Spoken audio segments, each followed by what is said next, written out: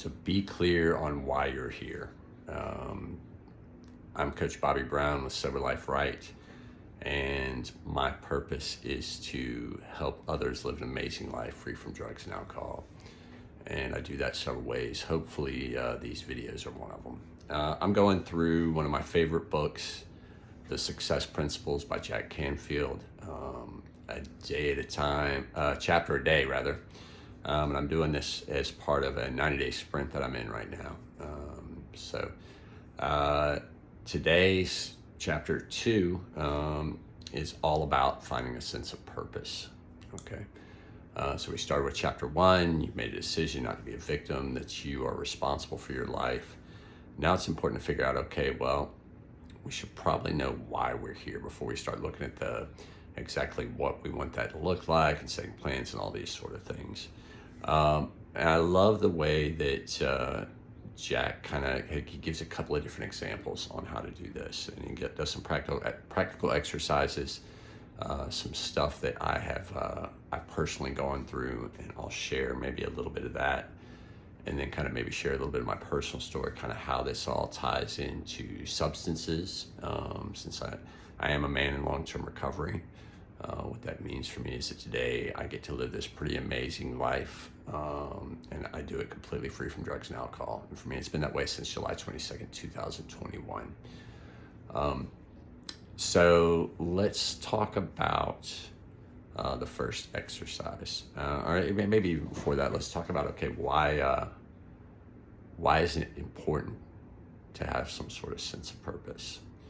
And for me, I can tie it specifically into addiction. Maybe talk a little bit how not having a sense of purpose affected my life. You know, I drank for a long time, and for the most part, without any real problems. I wasn't a mean drunk. I didn't start fights. I was a pretty high performer, so I was able to, even with a hangover, I was able to perform at a level that at least didn't attract a whole lot of attention. And then the times that I wasn't hungover, I was able to perform at a level that kind of made up for that for a long period of time. But I got to a point in my life, and I've coached probably 1,000 men and women through specifically recovery coaching. And I see this quite a bit. I was somewhere in my 40s, and at this point I'd had a pretty normal life, you know. Had worked in the same field, ran car shops for 20 years. I had this family life, house in the suburbs, had a daughter in college, had a son in high school, had a partner that I had been with for 16 years, had a lot of friends, had a pretty active social life, close connection with family, do family vacations, would spend holidays together with families. I had this I really had a couple of purposes. I had a purpose of being a provider and a father and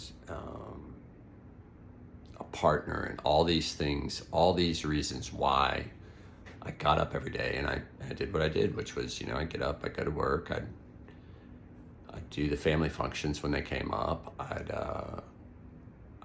I would just live my life based on that. But I got to a point where I didn't know how to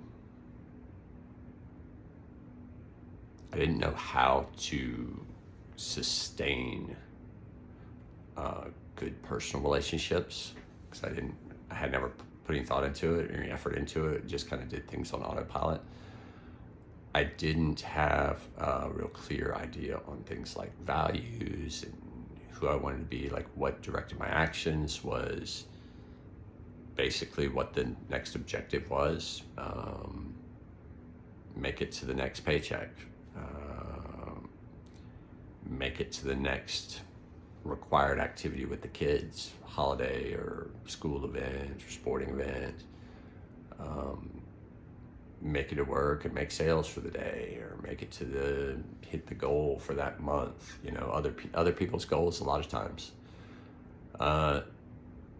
And so, like, all this stuff kind of carried me. I found myself in a situation where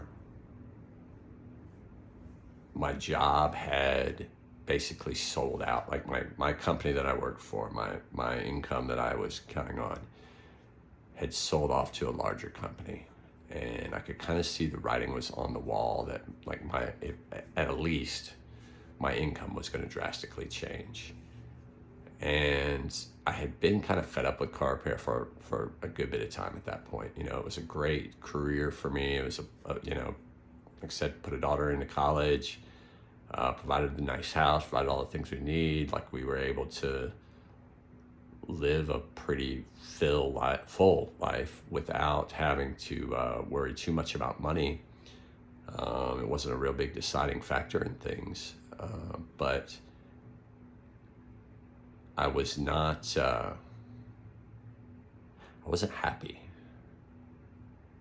I wasn't, it was just kind of on autopilot. And so I get this opportunity to open another car repair shop, to open my own car repair shop with a partner. And partner's a guy I love, absolutely love to death. Fantastic, amazing, best technician I'd ever worked with, and somebody I really liked as a person. And he found this shop and talked to me and wanted to do this deal. And so I did it because I wasn't sure what else to do. And I had a blast doing it. Like, I enjoyed the whole planning and getting ready and opening and, setting everything in place with this idea of growth down the road and how to build things right. I had a lot of experience with this. I had opened shops for other people, and I had done this. I'd worked for an amazing mentor. I knew the car repair business inside and out. So it's very, very, a lot of the skills were very, very easy for me to do. Doing it for yourself and with everything on the line, where you're actually investing your own money and your own time, and you're not counting on somebody else for a paycheck, being able to face those fears and do it anyway. And it worked, and we got it off, and we started making a ton of money. And the problem was, like, I was never passionate about it. Same time all this is going on, I've been in this relationship for 16 years, and I got in this relationship after a failed marriage, and just kind of got into it, but we had gotten stagnant. Like, I didn't know I was supposed to put effort into a relationship, and that, like, I was going to get out of it what I did. So I was on autopilot most of the time. And I wasn't kind, I wasn't compassionate a lot of times. I didn't know. Like, I didn't know. That's the truth of the matter. My kids now, this role of being a father, when I was 17, I joined the military, and I was off, and that was kind of it for parenting for me. So now I've got these kids that I feel like I've raised, and they're at a point that it's time, okay, well, it's time for them to be adults. So I've kind of lost that sense of purpose there. So here I've got all these areas of my life that are just on autopilot, and I don't really have anything to do. So I start looking for distractions. And distractions for me ended up leading to drugs.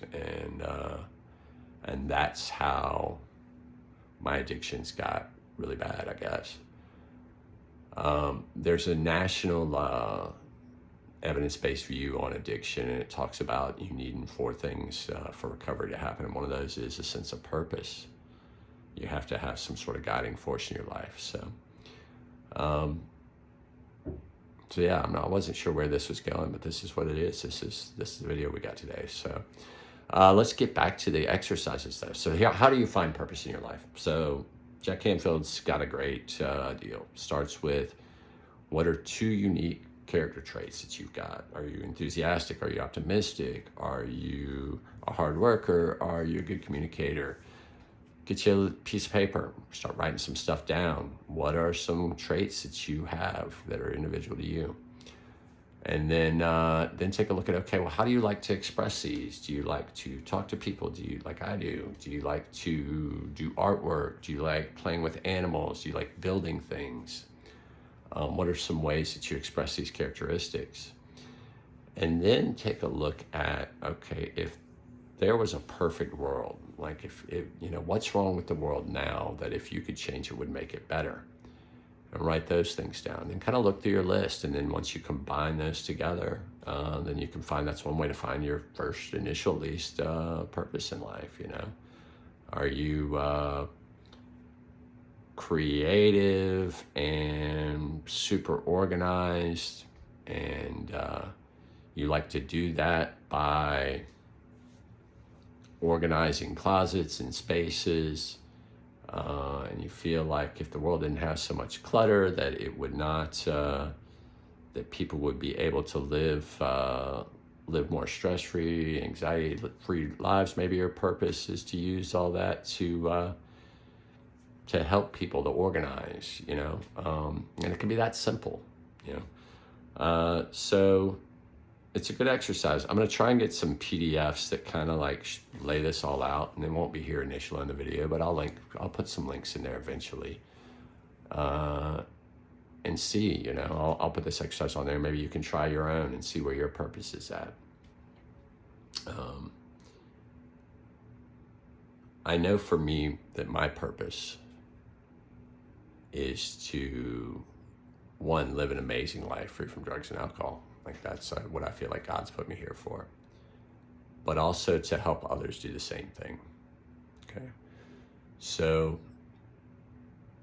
if you know that drugs and alcohol aren't the answer for you, and you know that you are not living an amazing life right now, that you're just kind of on autopilot, or you're not happy, or just feel like you need to accomplish more, and you're at a point that you realize that, hey, having someone to help me, someone to coach me through, somebody to help hold me accountable, help me with plans, somebody to point out my blind spots, somebody that can show me to do it, somebody that's going to be committed and is going to be there every step of the way. If that's something you feel like you're ready for, please reach out to me. I'm also going to ask that you like and subscribe to this channel. I'm still not sure where that's all going, but I like creating content. I like being on video, so I'm going to keep doing it. Eventually, it's going to be a big library that either nobody will see or a bunch of people will see. But I do know that that for it to grow, that I need likes and subscriptions. And so please do that, if this was any value or any entertainment to you even. So I hope you have a wonderful day.